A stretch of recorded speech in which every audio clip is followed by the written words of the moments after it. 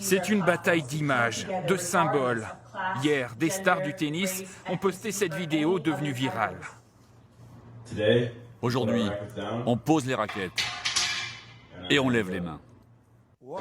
Les sportifs du monde entier, les uns après les autres, se mobilisent pour dire non au racisme, comme le Français Joe Wilfried Tsonga. J'ai été régulièrement confronté au racisme, dès ma plus tendre enfance d'ailleurs. Et c'est vrai que ça, c'était un peu la tragédie de trop, et ça me donne envie de parler plus fort, de crier ma peine. Hier, après Kylian Mbappé, c'est le champion du monde Paul Pogba qui s'est exprimé. Je ressens de la colère, de la pitié, de la haine, indignation, douleur et tristesse. Dimanche, le meilleur basketteur de tous les temps, Michael Jordan, a lui aussi pris la parole. Un événement. Il s'était toujours refusé à s'engager politiquement.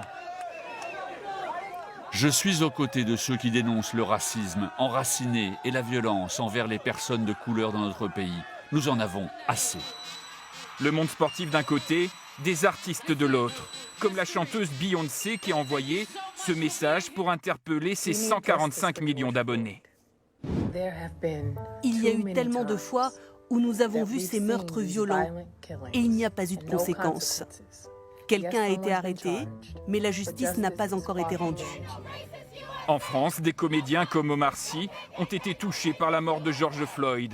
Il a posté cet écran noir avec ce slogan « Blackout Tuesday », un appel venu des États-Unis pour faire une pause dans l'industrie du spectacle. Un mouvement pour faire réfléchir et rejoindre les centaines de milliers d'Américains qui défilent chaque jour dans tout le pays.